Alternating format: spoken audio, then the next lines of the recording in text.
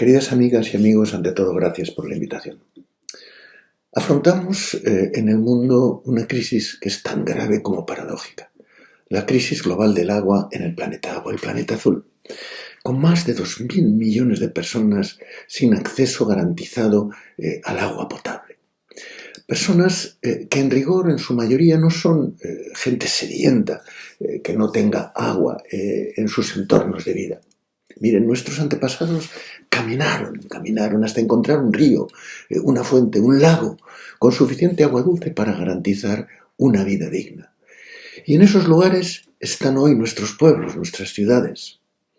Por ello, en realidad, hablamos de miles de millones de personas empobrecidas que viven junto a ríos y lagos o sobre acuíferos contaminados.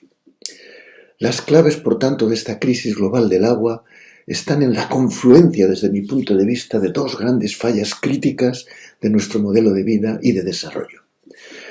La falla de inequidad, discriminación y pobreza generada por sistemas socioeconómicos profundamente inmorales e injustos, y, por otro lado, la falla de insostenibilidad que hemos provocado y que provocamos en nuestros ecosistemas acuáticos, transformando el agua, el alma azul de la vida, en el vector de enfermedad y muerte más terrible que jamás conoció la humanidad. Por otro lado, más allá de estas claves generadoras de esta crisis global, hay tres factores que la agravan y profundizan. Primero, la privatización, mercantilización e incluso financiarización del agua. Segundo, el cambio climático en curso. Tercero, la crisis de salud generada por la pandemia de la COVID-19. Desde la visión neoliberal dominante, el agua es considerada no como un bien común, sino como un bien económico útil y escaso que debe gestionarse desde la lógica del mercado, lo cual lleva a transformar a la gente en simples clientes, y a los 2.000 millones de personas que no tienen acceso garantizado al agua potable en clientes pobres que ni pueden ni podrán pagar.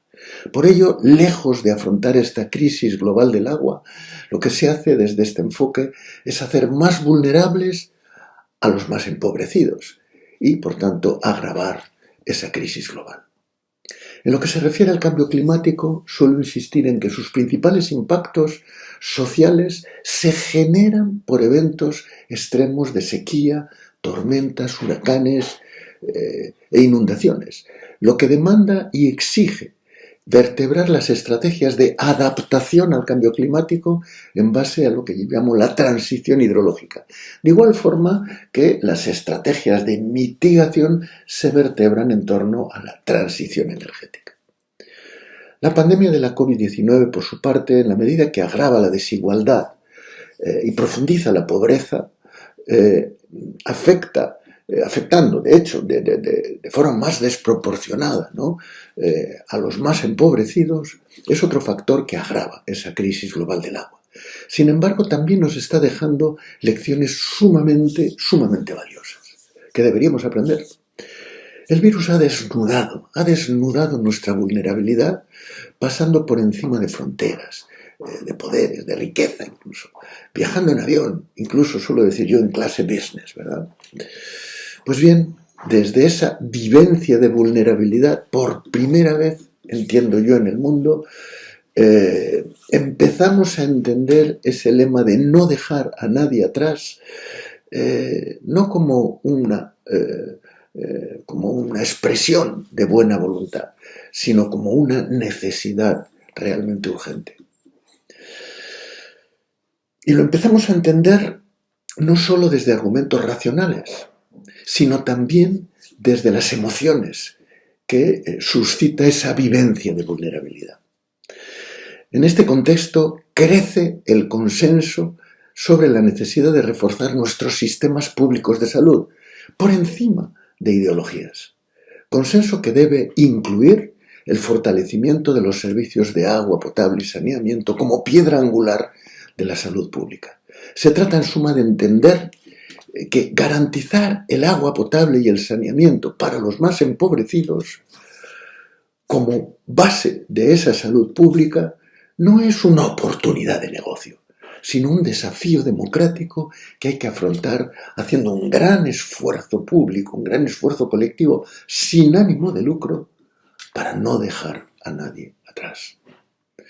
Pero permítanme finalmente centrar la atención en las raíces propiamente de esta crisis global del agua desde las referencias que ofrece América Latina, donde cientos de millones de personas empobrecidas, en muchos casos indígenas, comunidades rurales, campesinas o vecinos y vecinas de enormes suburbios empobrecidos y de favelas de miseria que rodean las grandes ciudades del continente.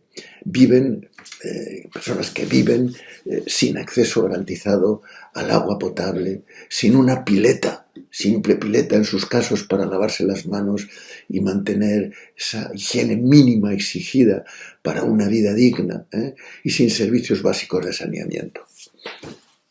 Una desigualdad clamorosa e injusta, heredada de tiempos brutales de colonización y de procesos de descolonización que perpetuaron esa desigualdad en beneficio de las mismas élites coloniales anteriores. Cientos de millones de personas gravemente empobrecidas que afortunadamente protagonizan crecientes brotes de rebeldía que hacen de América Latina quizá el continente con más conflictos socioambientales en erupción. Y digo sí, afortunadamente, no porque me alegren los conflictos en absoluto, sino porque los conflictos son como la fiebre tras una infección, es decir, la manifestación de que el organismo reacciona, de que hay una reacción frente al problema que está en marcha. Una reacción que, en definitiva, si se sabe llevar por los caminos de la no violencia, augura soluciones y tiempos mejores. Conflictos que, como dije, son en su inmensa mayoría de carácter socioambiental, en defensa del territorio frente a megaproyectos extractivistas que ponen en riesgo o quiebran la vida, la salud de las comunidades en nombre pretendidamente del progreso. Actividades mineras que no solo destruyen acuíferos, fuentes y humedales, como habría ocurrido en Conga si las comunidades campesinas no lo hubieran evitado, ¿verdad? Sino que contaminan o amenazan contaminar con relaves mineros tóxicos las cabeceras fluviales, de las que dependen millones de familias aguas abajo. Conflictos a menudo frente a procesos de acaparamiento de tierras comunitarias, privatizadas para desarrollar grandes explotaciones agroganaderas, que incluyen el acaparamiento de aguas y su contaminación generalmente con pesticidas. Aguas y tierras esenciales para la supervivencia de pueblos indígenas y comunidades campesinas empobrecidas. Conflictos frente a la voracidad del negocio energético, que lleva incluso a justificar la contaminación petrolífera de los mares, poniendo en riesgo ese tesoro que son las pesquerías peruanas, o que llevan a justificar nuevas grandes presas hidroeléctricas, argumentando incluso su carácter de energía renovable, aunque inunden fondos de valle y territorios habitados, expulsando a comunidades, de nuevo, indígenas y campesinas de sus espacios de vida, al tiempo que acaban con la pesca fluvial, que es clave en la dieta proteica de tantas comunidades.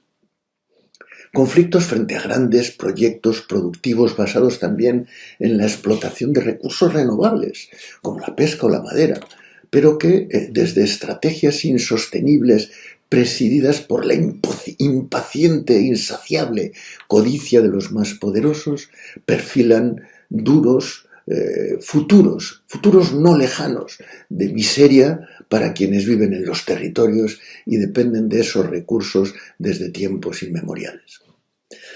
En noviembre, queridos amigos y amigas, preparo una visita oficial al Perú, invitado por el nuevo gobierno.